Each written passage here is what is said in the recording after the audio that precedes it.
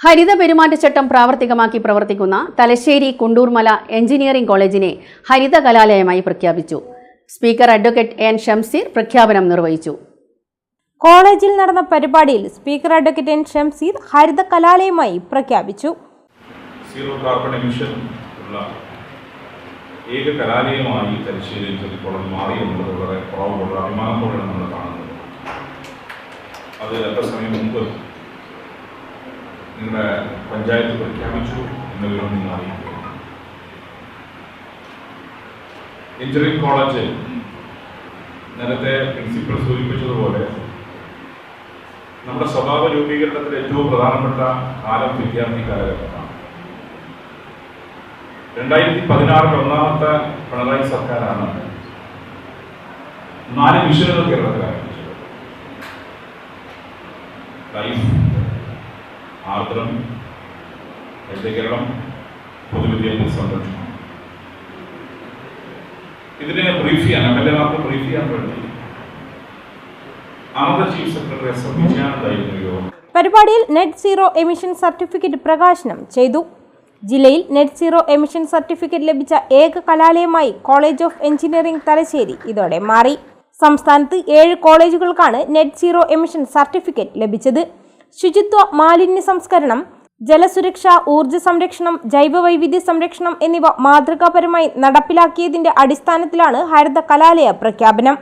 വ്യക്തി ശുചിത്വത്തിനൊപ്പം പരിസര ശുചിത്വത്തിനും പ്രാധാന്യം നൽകാൻ സാധിക്കണമെന്നും മാലിന്യ സംസ്കരണത്തിൽ കൃത്യമായ പൊതുബോധം ഉണ്ടാകണമെന്നും സ്പീക്കർ പറഞ്ഞു.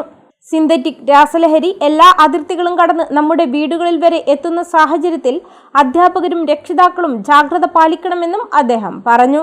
ക്യാമ്പസിനകത്ത് ഡ്രഗ്സ് കൂടുന്നു. ഇവിടെ ഇപ്പോ ഒരു മൈക്രോസ്കോപ്പ് വെച്ച് പരിശോധിച്ചാൽ ഇവിടെ ഉണ്ടാവും.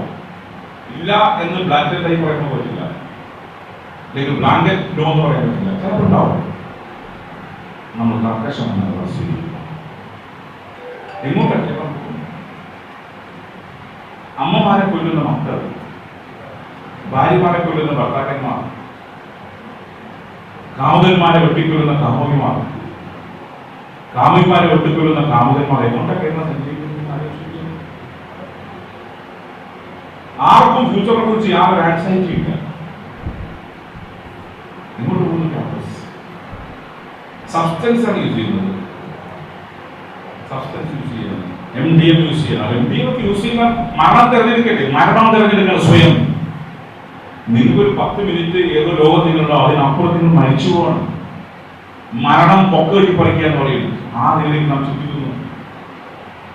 ഡ്രഗ്സിന്റെ ഉപയോഗം കൂടുന്നു. ആണും കൊണ്ടും വ്യത്യാസം കേട്ടോ.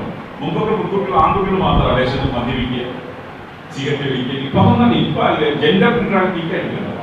ഇവിടെ നിങ്ങൾ ആക്ട് ചെയ്യുന്ന കുട്ടികൾ, നമ്മുടെ ഏതെങ്കിലും കുട്ടികൾ പെട്ടുപോയെന്ന് പറയണം, കർക്കശമായ നിലപാട് സ്വീകരിച്ചു വരണം. പിന്നെ ടീച്ചേഴ്സ് ഉത്തരവാദിത്തമുണ്ട്. ടീച്ചേഴ്സ് ഇറങ്ങണം. ഈ ഒരു സാമൂഹിക വിപത്തിനെതിരെ ശക്തമായ ടീച്ചേഴ്സ് ഇറങ്ങണം. നിങ്ങൾ റെസ്പോൺസിബിൾ ആണ്. നിങ്ങളിങ്ങനെ വെറും ബോർഡിലൊക്കെ കുറിച്ച് പോകുന്ന ആൾക്കാരല്ല. ആ കുട്ടികളെന്തായിക്കോട്ടെ, എന്നെ ബാധിക്കുന്ന വിഷയമില്ല, ഐ ഡോണ്ട് കെയർ എന്ന് പറഞ്ഞ് പോകാൻ പറ്റില്ല. ടീച്ചേഴ്സ് നിങ്ങൾ ആക്ട് ചെയ്യണം. നിങ്ങൾക്ക് വിചാരിച്ച മാത്രമേ പരിഹരിക്കാൻ പറ്റൂ. പാരന്റ്സും ടീച്ചേഴ്സും ഈ ഒരു കമ്മ്യൂണിറ്റി ആകെ ഒറ്റക്കെട്ടായിരുന്നാൽ മാത്രമേ ഈ ഒരു സാമൂഹിക വിപത്തിൽ നമുക്ക് പരാജയപ്പെടുത്താൻ. ഊർജ്ജ കാര്യക്ഷമതാ നടപടികൾ നടപ്പിലാക്കൽ, പുനരുപയോഗിക്കാവുന്ന ഊർജ്ജ സ്രോതസ്സുകൾ സ്വീകരിക്കൽ, മാലിന്യം കുറയ്ക്കൽ, കാര്യക്ഷമമായ മാലിന്യ സംസ്കരണ രീതികൾ, സസ്യജാലങ്ങളുടെ പുനഃസ്ഥാപനത്തിലൂടെ പ്രകൃതിദത്ത കാർബൺ നീക്കം ചെയ്യൽ എന്നിവയിലൂടെയാണ് ക്യാമ്പസ് നെറ്റ് സീറോ എമിഷൻ നേട്ടം കൈവരിച്ചത്. 2013 മുതൽ ഗ്രീൻ ക്യാമ്പസ് ഇനീഷ്യേറ്റീവ് പ്രവർത്തിച്ചു വരുന്നുണ്ട്. ക്യാമ്പസിൽ വളർന്നുവരുന്ന ചെടികളെയും മരങ്ങളെയും തിരിച്ചറിഞ്ഞ് ശാസ്ത്രീയ നാമങ്ങൾ പ്രദർശിപ്പിക്കുക എന്നതായിരുന്നു ആദ്യത്തെ പ്രവർത്തനങ്ങൾ. ക്യാമ്പസിൽ പൂർണ്ണമായും സോളാർ പാനൽ പ്രവർത്തിക്കുന്നുണ്ട്.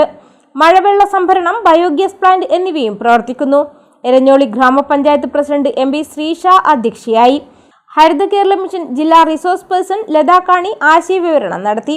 Engineering college principal in-charge doctor Aby David, NCC associate officer Dhinil Dhananjayan, staff club president T Ashitha, college union Vidhunlal, green campus initiative coordinator doctor Usman Koya എന്നിവർ പങ്കെടുത്തു. ഞാൻ ഒരിക്കലും ഏർപ്പെടുകയില്ല. അതിന്റെ പ്രത്യാഘാതങ്ങളെക്കുറിച്ച് എനിക്ക് പരിപൂർണ ബോധ്യമുണ്ട്. അതിനാൽ ചെറുതോ വലുതോ ആയ കൈക്കൊള്ളുന്ന എല്ലാ നടപടികളും ഞാൻ പൂർണ്ണമായും സഹകരിക്കും. മാലിന്യമുക്ത നവകേരളത്തിനായി നാടിനൊപ്പം ഞാനും ആത്മാർത്ഥമായി പ്രവർത്തിക്കുമെന്ന്